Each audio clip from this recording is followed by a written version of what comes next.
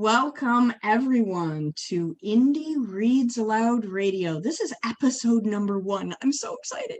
I'm your host, Diana Catherine Plopa, and today we're going to be listening to a story written and read by Justine Manzano.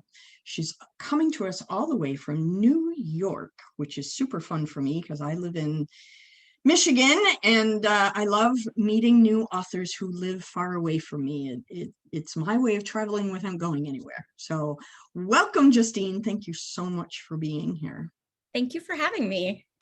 So I want to tell everybody a little bit about Justine. Justine is the geeky author of the geeky YA novels. She wrote The Order of the Key and Never Say Never. Isn't there a third title in there too? The sequel to The Order of the Key, The Skeleton Key, is coming out in April, actually. Super exciting. It's like having a new child. Yes. So much fun. So her fiction is tough on the outside, sweet on the inside, like an M&M or a hard candy with a gooey center, delivered with sass and snark. I love snark. Snark is so much fun. Lots of snark here.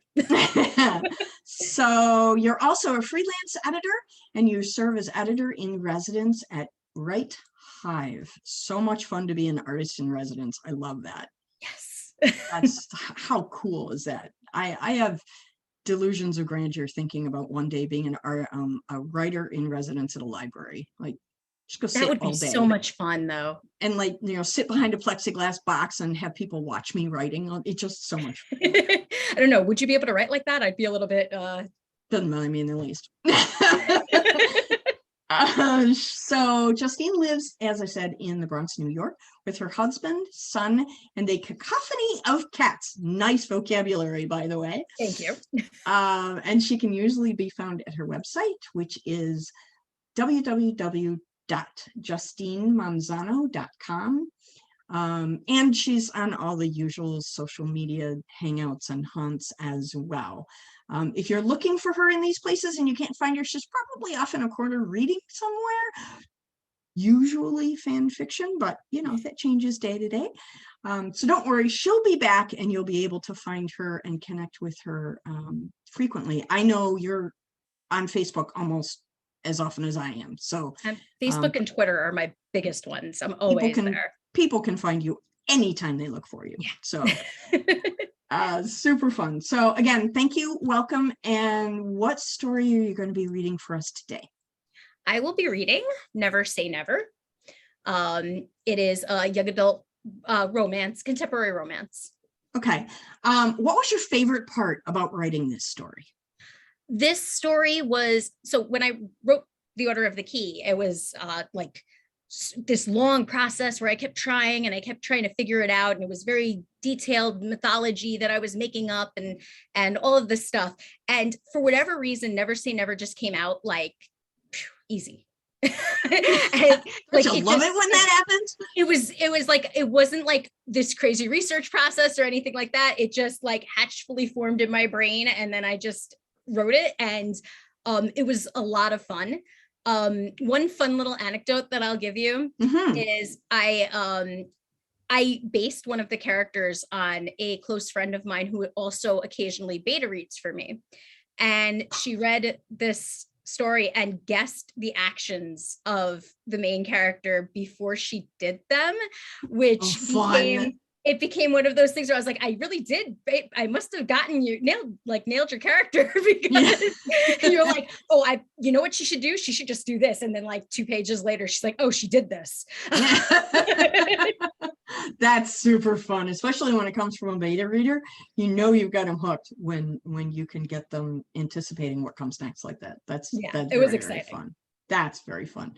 So I'm going to share a cover of the book so that everybody can see it. For those of us who are watching us on YouTube or on replay video, there is the cover, Never Say Never. Can you read the back matter synopsis for us, please? Sure. After she walks in on her mom doing the horizontal mambo with a man that's decidedly not her dad, Brynn Stark swears off love. One of her friends, Val, is determined to change her mind no matter the consequences. Prickly and cynical, Brynn tries to avoid Val's attempts at setting her up until Val reveals her true identity, Aphrodite, goddess of love, who promises to show Brynn why she shouldn't lose faith. Brynn's job, school, and the various love connections Val tries to make keep her busy enough, but in her spare time, she struggles to navigate her own role in her parents' divorce. With her other best friend recovering from a breakup of her own and Val dead set on playing matchmaker, Brynn's forced to rely on the fourth member of their friend group, Adam, for moral support. Adam, Val's boyfriend. Realizing she's beginning to fall for Adam, Brynn throws herself full force into dating Val's picks, hoping she can lure her away from the bad situation she's hurtling towards. But even when she finds one with a spark, she can't stop thinking about Adam. Brynn's forced to decide if she'll choose her goddess-given fate or risk it all for the wrong but right guy. One thing's for sure, love sucks, and it's all about to blow up in their faces. Wow, that sounds like a great story. I would love it if you would read. You're going to read chapter 1 for us right now, correct? Yes. Okay, so this is Never Say Never by Justine Manzano, chapter 1. Okay, just open up my book here. All right, chapter 1, The Truth About Love. When I was 8, I told my best friend Nina I wished my parents would get a divorce. She hadn't understood then, and she still didn't. Her parents still loved each other. But true love is a relationship unicorn. You either find it or you spend your entire life searching for it, like a dog digging up the entire yard for something buried next door. I had experience with people who had destroyed their yard and came up empty. They were sitting at my kitchen table. Dad stared blankly at his newspaper, holding it up like a wall between himself and Mom, who drew her spoon through her cereal at a speed that would surely make her Cheerios soggy before they ever made it to her mouth. Both grunted their good mornings at me, shiny, happy people as usual. As I grabbed the yogurt from the fridge, I yawned, loudly, somewhat uncontrollably. I thought my jaw might crack, but I survived unscathed. Thinking about the reasons for my exhaustion, I regretted my life choices. Very ladylike, Mom commented, finally finding her cereal appetizing enough to eat. Dad spoke over her. Stay up late? I nodded, digging into my yogurt. Homework. Dad turned the page of his paper. How much of that time was spent reading that book you got in the mail yesterday? Minimal, Mom parroted. Translation, you completed your homework by 7 and were up till midnight reading the book. It was so much more humorous when they played off each other, despite not being able to look at one another. That kind of unity took commitment. Although playing off each other was always better than them playing off me. They could use teamwork just fine when they needed to scold me, but could they manage a mature conversation like one of those fairy tale couples on television? Not a chance. Dad pushed his chair back from the table, the legs scraping against the linoleum. Mom didn't miss a beat. Tell your father he needs to lift his bottom off the seat to stand or he'll peel the linoleum. Oh, here we go. It was like playing referee in a boxing match with a broken bell, and me without my striped shirt. I turned to Dad, who was just a few feet away, putting his dishes in the sink. Mom said you have to stand and move the chair back more gently or you'll destroy our flooring. If I repeated their statements word for word, I'd have lost my mind a year ago when they'd started this round of ridiculousness. When I thought about it, I couldn't find many memories where they smiled together, laughed together, hell, even talked to each other. Well, tell your mother I'm sorry. I wouldn't want to ruin anyone's perception of our perfect kitchen. Dad expresses genuine regret at his transgressions and promises never to commit to horror again. I shot a bitter smile in Dad's direction, my way of informing him he was the ass in this situation. No matter whose fault the argument was, I was always in the middle, the expired meat in their misery sandwich. You need a ride to school, kid? Dad wandered out of the room before I could answer, heading towards the living room. Maybe, I called after him, just a sec. I pulled my phone from my pocket and texted Nina. We getting a ride today? Need an answer stat. I finished my yogurt while waiting for a response. Instead of a message from Nina, I got one from her foster sister, Val. We'll be there in about 5 minutes. Nina needs you. Val had moved in with the Lopez's in August and had immediately clicked with Nina in a way that could have made me jealous if she wasn't insane, which was why I didn't blink at the drama in the text message. It was just Val being Val. Don't need a ride. I stood carefully so as not to scratch the damned linoleum and cleared the table. Is that Adam boy driving you again? Mom asked. I need to talk to his father and see if he's a good enough driver to be carpooling you all to school. That Adam boy was Val's boyfriend, and he was nothing to worry about. Probably the most responsible guy ever created. And maybe someday Mom would actually talk to his father instead of just asking me about it every other week since the beginning of the school year. I made my way behind Mom, leaned over and wrapped my arms around her, making sure to catch her eye. Adam's fine. It's Val that's trouble. I waggled my eyebrows and managed to get a smile from her and a playful smack on the arm. You kids stay out of trouble, she said. Yeah. I walked into the living room and hoisted my backpack onto my shoulder. Dad was near the couch, fretting with the baggage tags on his rolling suitcase. I'll be in Chicago until Thursday. Take care of your mother. My stomach clenched, and that was my job. Why? Mom takes care of herself because she's a full-grown adult. A little warning would have been nice, though. Your schedule is getting harder to keep track of. I marched toward the door, not waiting to see his expression. I didn't want him to go. It was partly because I wanted him at home, and partly that I needed the buffer between me and Mom. Mom wanted a cheerleader for a daughter, the type of girl she could try out new hairstyles on, someone she could shop with, someone like Val. Meanwhile, I had spent my first check at the local salon, getting my hair chopped into a pixie cut and dyeing it black. Mom and I hadn't been the same since. For my mother, cutting off my long locks had been a tragedy right up there with Hamlet and Othello. I wasn't Val. I never would be. And I didn't understand why she couldn't accept me for who I was. At least when Dad was around, I wasn't the only one. She was determined to fit him into her little perfect husband box. It may mean more time playing referee, but at least when he was with me, I felt like there was someone else who understood, who was in my corner. But now that someone would be in Chicago until Thursday.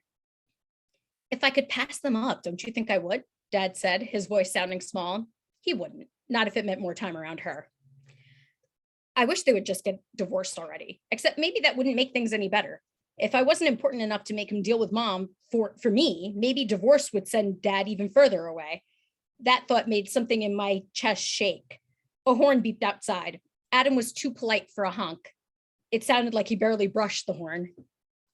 I shrugged and moved for the door, grateful for the distraction. That's my ride. I'd better go. Dad lightly tapped my elbow to still me. I'll be home soon.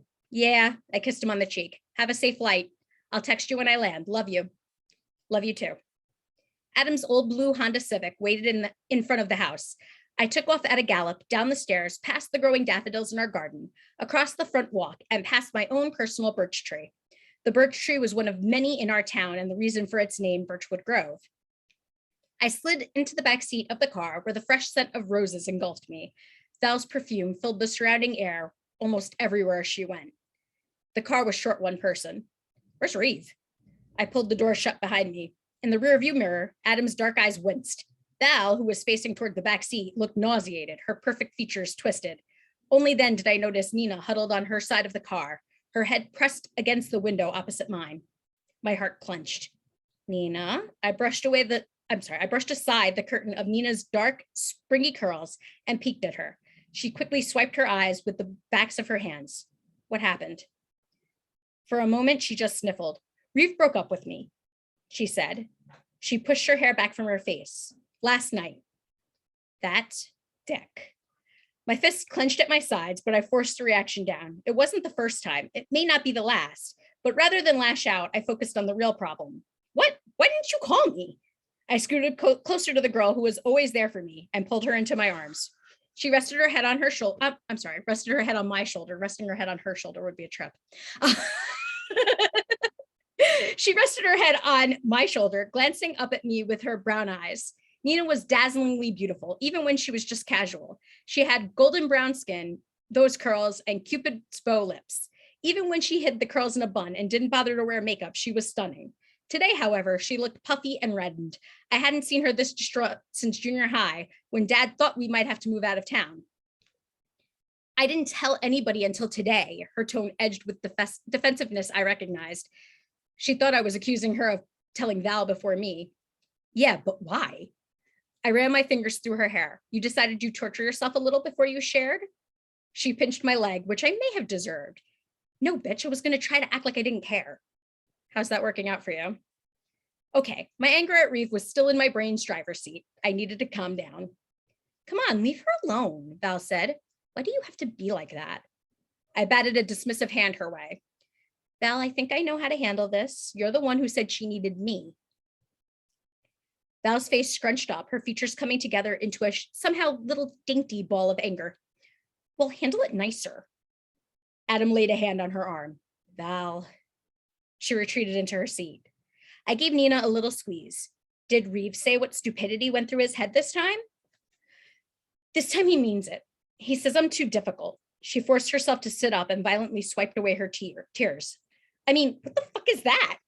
He says I never want to do anything he wants to do, and I'm always acting like I don't need him. I never ask for help, and I do things without him. He got mad because I went to the movies with you without informing him first, Brynn. He's all, I only found out because Scott and I saw it from the bowling alley. And when I told him that was because I knew he'd be shitty about me going, he started whining that he wanted to go bowling and I didn't want to. I don't like bowling. She sank back against her seat. God, what an ass. I stifled a laugh. It was always good to see Nina rebound after a moment of self-doubt, even if Reeve caused most of these moments. He was her blind spot, the only thing she didn't listen to me about, and it never ceased to make my blood boil. Despite how much it might hurt her to hear it, I tried to hammer the positivity of this breakup home. Damn straight. He doesn't like your independence? He's a dildo Baggins. Trying to find my way back to you. The words from the breakup song of the season slid from the radio speakers, filling the car with possibly the worst song that could have played at that moment. Adam shot forward, finger jamming the station search button. Val's hands fluttered madly as she tried to beat Adam to it and failed. Real covert, guys, I laughed. Anyway, if that's his problem, what the hell do you need him for? You're doing everything right. You can only be with someone who loves you for who you are. Yep, Adam piped up from the front, his presence only visible by the black curls that stuck up over the top of the driver's seat headrest. If he didn't like the real you, he was a waste of time. You see, that's what bothers me, wasting my time. Nina had suffered from severe asthma since she was a baby. She had spent far too much time at Westchester General Hospital, and she took time sucks very seriously. I honestly think you should take this as a lesson, Val said. Maybe sometimes your personality can be too strong and it scares people away. Find a middle ground, something that works for both of you. Something inside of me reared up, ready to attack. Or, don't compromise who you are for an asshole. You could do that instead. Val scowled. I loved Val. I really did. But sometimes I wanted to smack her in her stupid but adorable face. And she thought I was the one who was being insensitive. I hate this feeling, Nina sniffled. I hate that he can get to me like this. Seeing her cry made me want to cry, and I wasn't doing that in front of Val and Adam. I fished out a tissue from the pack in front of my book bag. You just need some time. You're too strong to let him get you down for long. Right, Adam said. He's obviously a prick. I'm surrounded by the three of you all the time, and it doesn't unnerve me. Not even a little bit? I stifled a laugh.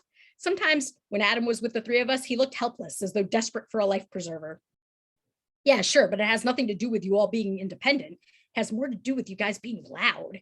He plugged his ear and winced, making sure we could see his expression in the rearview mirror. Nina cracked a shaky smile, and the dark feeling in my chest lightened. By the time we met up again that afternoon in mythology class, Nina looked more like herself, although the bags under her eyes were a dead giveaway to her earlier state. Still, it was a relief to see her smiling and goofing off with Val. They were already sitting in their seats, so I took the desk beside them. It was a desk chair combo, and my hips were a tight squeeze. I barely ever made it without banging the desk across the floor, a clatter that might as well be the Brynn's got some junk in her trunk shuffle. I wedged my ass into the seat and momentarily bemoaned the invention of the corset of school furniture. A moment later, when the late bell rang, Adam slid past Mr. Howard with a sheepish smile and waved. And a wave. He found the empty seat next to Val and settled in with his own extra noise as he rustled through his backpack and pushed his frameless glasses up his broad nose. Are you done, Mr. Hernandez? Mr. Howard asked. He winced. Sorry.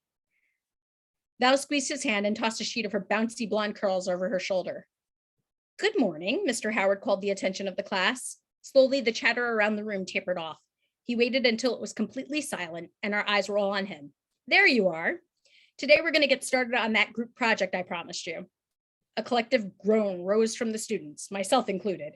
Nobody liked group projects. Projects will be presented in June, which leaves you an entire month. I warned you to enjoy spring break because you'd be working hard when you returned. Mr. Howard's tone was awfully playful for a man handing out jail sentences. I'll be posting the presentation schedule at the end of this month. The project will require groups of 4. That was all I needed to hear. I grabbed Nina's hand, she grabbed Val's. Val's hand tightened around Adam's. What are we doing? Val whispered. Adam smiled. I see some of you have already chosen your partners, Mr. Howard grinned. That easy to wake you guys up, huh?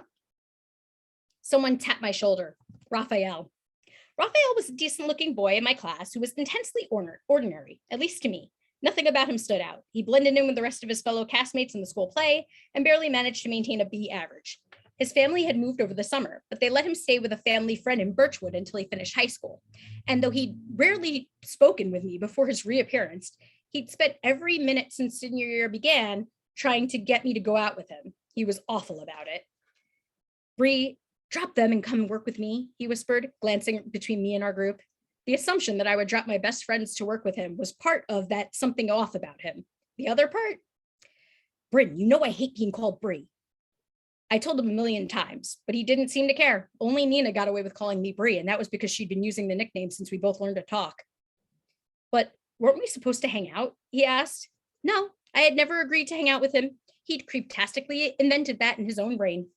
Stifling a shudder, I put a finger to my lips and shushed him, just in time to realize I had no idea what the project was about. Break into groups and brainstorm topics, exchange phone numbers and email addresses, lay down the groundwork. After today, we won't be devoting class time to this project, so make sure you get it all covered. I turned my desk towards the others. Raphael was being Raphael. What's our project? Adam frowned. He bothering you again? Again? I said. When did he stop? He can't take a hint, Nina said. That little worm, Val grumbled, her nose wrinkling in that adorable way it always does. I'd never liked him. Her nose unwrinkled and she perked up. Doesn't anybody nice ever want to date you? Val, Adam scolded. The words sliced through me, but I had bigger problems to deal with. I didn't even need to look behind me to know Raphael was about to barge into the conversation. My hand snapped up like a stop sign. No one need apply. I'm not on the market.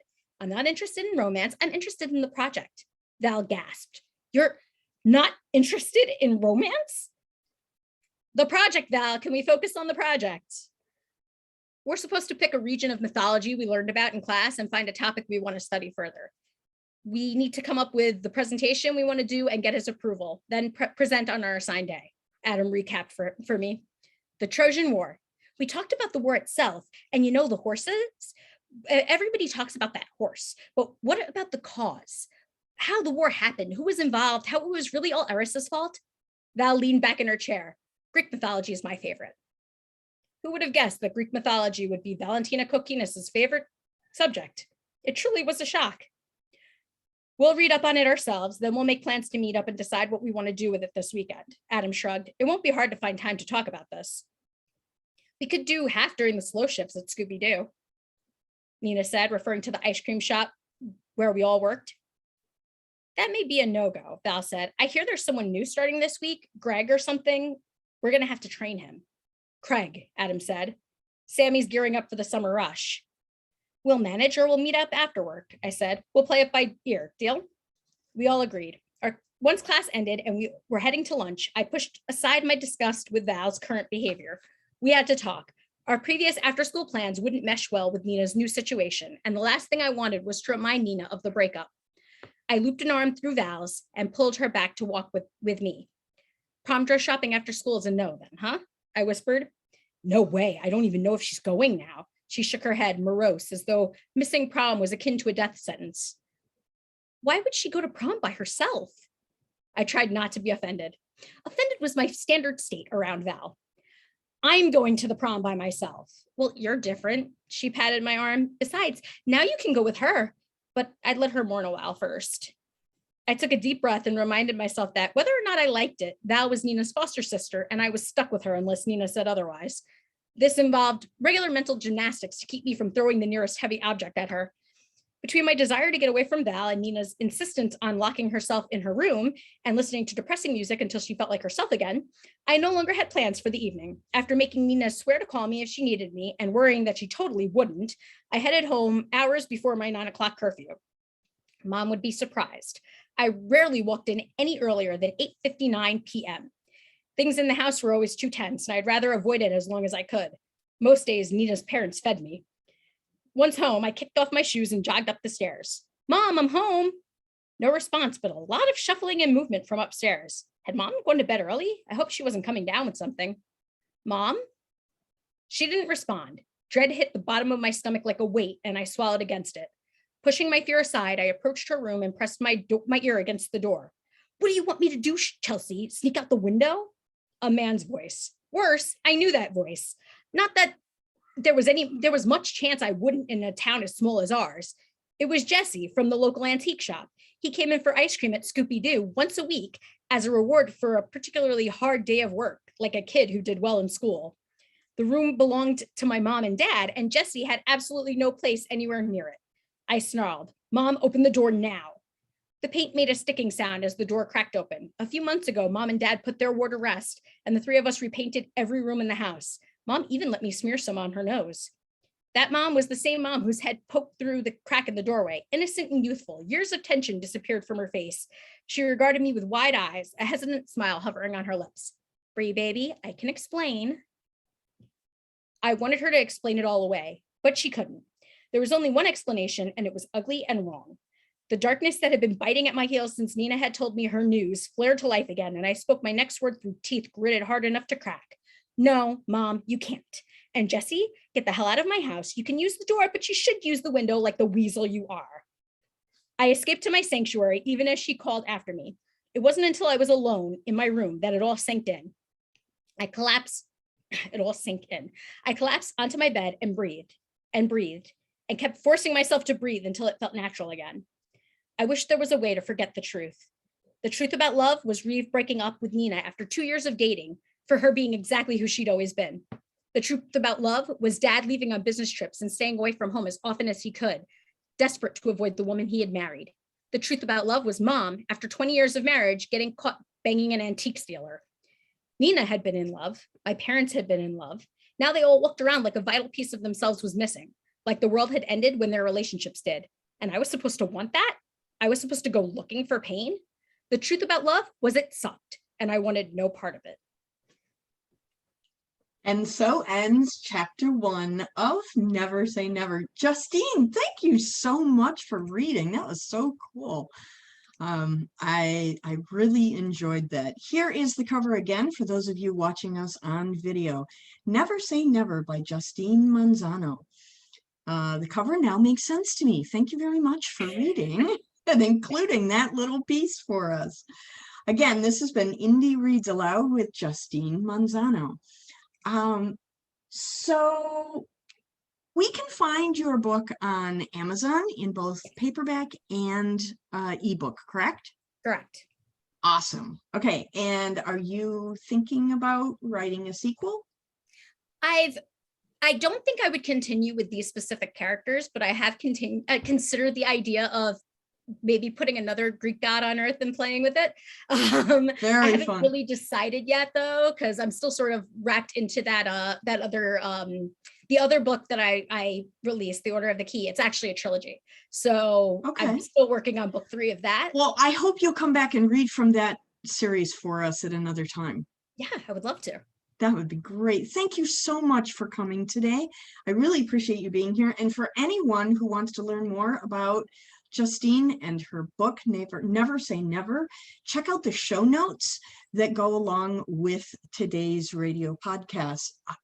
It just feels like radio to me. I don't know why. I must be old. It's radio. It's not really a podcast. So thanks everybody for coming. Thank you for listening, and we look forward to seeing you again in the next episode of Indie Reads Aloud. Thank you, Justine.